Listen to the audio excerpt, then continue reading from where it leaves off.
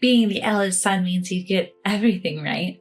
Everyone's stunned by my brother-in-law's wife's comment. She had always insisted that being the eldest son was important, but this was too much. Just as I was about to reply, my brother-in-law spoke up. My name is Sophia. I'm a 32-year-old working housewife. I got married to my husband Owen just last year. We've known each other since elementary school, but our relationship was far from expected. We'd usually argue whenever we met, but during our college years, he confessed his feelings to me. Embarrassed, he scratched his cheek as I looked at him in surprise. I initially turned him down, but from that point on, I started thinking about him more. Half a year later, I was the one confessing to him. We dated for about 5 years after that. We went to tell his parents about our marriage. I was warmly welcomed. My, you must be Sophia. Owen has told me so much about you. It's such a pleasure to finally meet you today. Owen told me you're his first love. We're so happy to have someone like you as a part of our family. Well, I was pleased to hear this from my parents-in-law. Owen looked flustered next to me, his secret laid bare. The fact that I was his first love was news to me. The thought made me feel ticklish and happy. I whispered this to Owen and he turned bright red with embarrassment. The meeting ended on a positive note. Owen has a brother who is already married. We planned to meet them around the end of the year, so we headed home.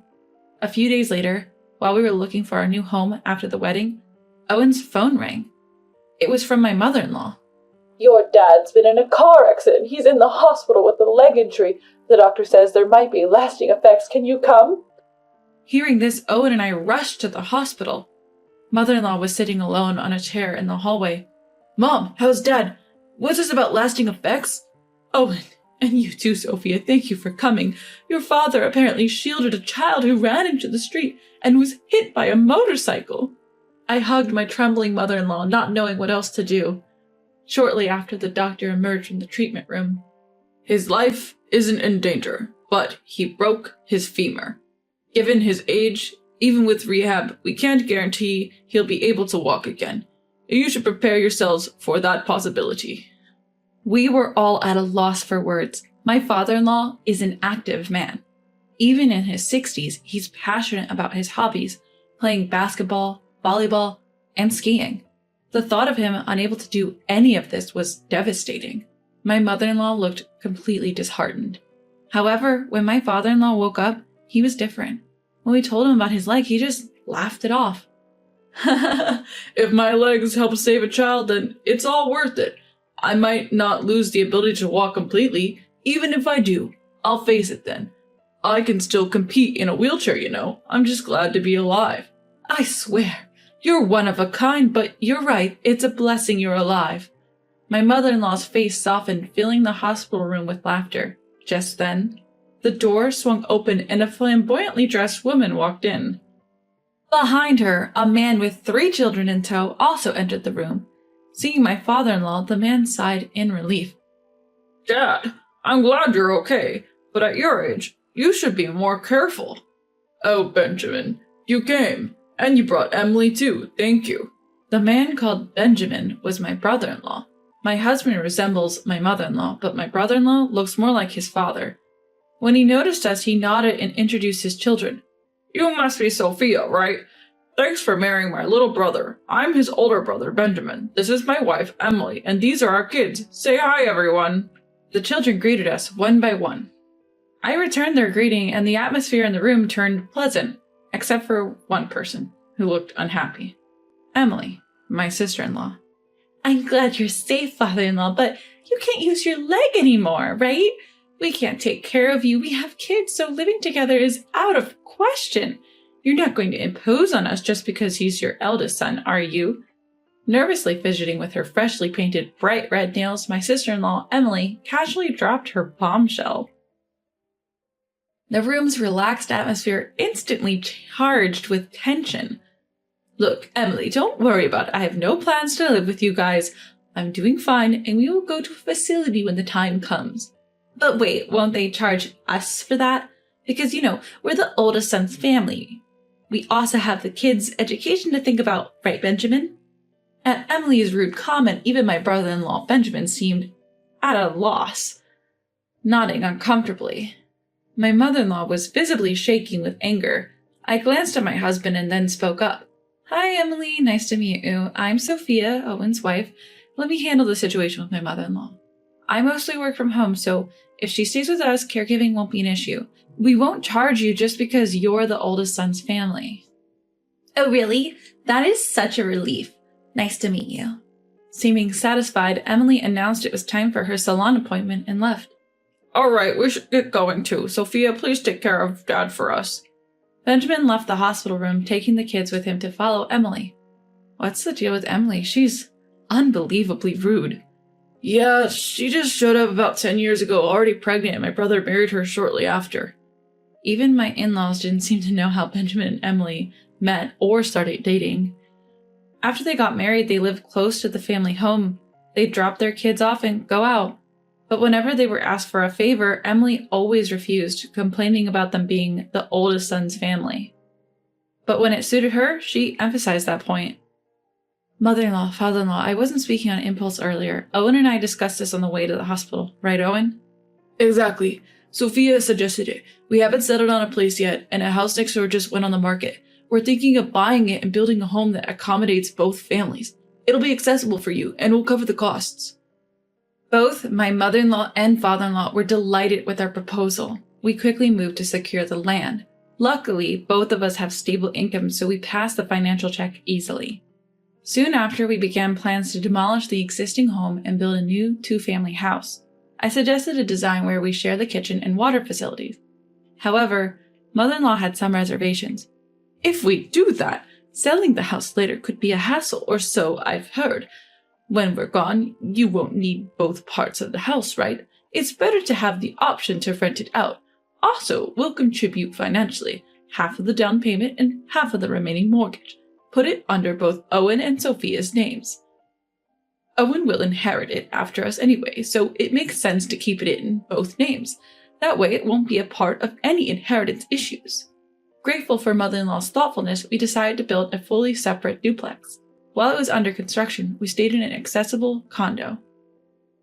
Living with parents-in-law was surprisingly stress-free, and every day was enjoyable. Just a few days before moving into the new house, brother-in-law's family showed up unannounced at the condo to visit father-in-law. Brother-in-law's wife, making herself comfortable, commented while sipping the tea I made. Hey, mother-in-law, isn't this a bit much? The house is a fully separate duplex, right? I've considered the same thing. What are you talking about? Sophia and Owen are building this for us. We have no plans to live with you now or in the future. You can't handle caregiving tasks anyway, so don't worry about it.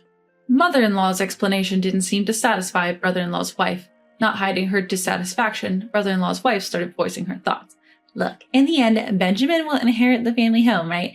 Then it's obviously better if we live there from the start, and 5 bedrooms for just Owen and Sophia is excessive. We have 3 kids, and it would be just right for us.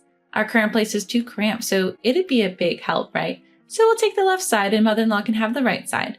By the left side, brother-in-law's wife meant the part we were supposed to live in. We had planned for the possibility of needing full-time care in the future, so the ground floor had 3 bedrooms, with 2 additional rooms on the upper floor. The ground floor was for guests and father-in-law, and we had all agreed on this layout. Yet brother-in-law's wife assumed that they would use it. So if you're going to live there, you'll cover all the construction costs, right? And you'll also handle the caregiving? That was our plan when we built the place. What are you saying? All of you are supposed to be on the right side, right? If caregiving is involved, cohabitation is essential. We're already living harmoniously, right? Then just keep it that way. We won't have to pay anything. Emily just continued dreaming aloud. In her dream world, her family saves on rent and lives in a spacious home, happy as can be. For the in-laws and us, caregiving becomes easier and we get to see brother-in-law's wife's children regularly, making everyone happy. In her head, we owe it to my sister-in-law, who made the win-win proposal. My father-in-law had been silently listening the whole time, but he now instructed my mother-in-law to retrieve something from a drawer. Following his instructions, my mother-in-law pulled out a thick envelope in a single sheet of paper. In this envelope is $500,000. This is for you both. In return, never contact us again. And Benjamin, sign this document. Our entire inheritance will go to Owen. Everyone absorbing my father-in-law's words, my brother-in-law looked shocked. My mother-in-law seemed to have been aware of this plan all along. The room fell silent for a moment. My sister-in-law wasn't one to back down easily. But he's the eldest son. Doesn't the eldest son get everything? Everyone was stunned at her audacity. She always insisted that the eldest son was the most important, but this was too much. Just as I was about to retort, my brother-in-law cut in. Enough is enough. Not just with my parents, but also with my brother and his wife. I can't go on with you anymore. Let's divorce. Dad, will this signature do for announcing the inheritance? And I don't need the $500,000, but please don't cut us off. The kids love you guys. At brother-in-law's words, father-in-law nodded in agreement. Mother-in-law, with tears in her eyes, seemed to be okay with it too. For a moment, my sister-in-law looked dumbfounded, but she soon regained her composure and started shouting. Who do you think you are? Fine, let's get a divorce, but you'll pay me alimony in court. What are you talking about? You're the one who will have to pay alimony. My brother-in-law said, pulling out an envelope from a large bag. It contained a photo showing my sister-in-law arm in arm with another man entering a hotel. Her face turned pale at the sight of it. He continued, unfazed. I knew you were cheating for a while now. When I looked into it for the divorce settlement, I was shocked. Your affair partner didn't even know you were married. Even had an engagement going. He's really angry, planning to claim compensation in the divorce trial.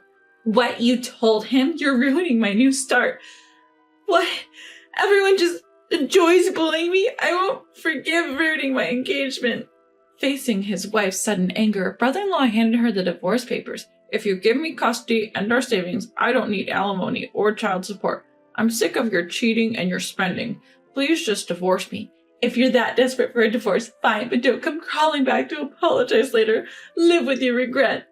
With that, my brother-in-law's wife signed the divorce papers and left the house. Dad, Mom, and Sophia, and Owen too. I'm truly sorry for all the trouble caused by not stopping Emily. My husband comforted his apologetic brother and looked at father-in-law. We love our grandchildren too. We plan to help out with the kids. Exactly. To be honest, we made our decision thinking you and Emily were on the same page, but we see now that you're not. Yeah, I've been thinking. Maybe we don't have to go as far as disinheriting. At this, brother-in-law shook his head. He mentioned they'd already rented a nearby house and planned to get by mainly with the kids, relying on the family only when absolutely necessary, before leaving with the kids for an appointment with the lawyer. Afterward, brother-in-law and his wife divorced. The wife apparently sought support from her affair partner. However, the irate affair partner claimed engagement-breaking compensation. And what's more, they met at a singles event. She's now banned from that group after they found out she was married.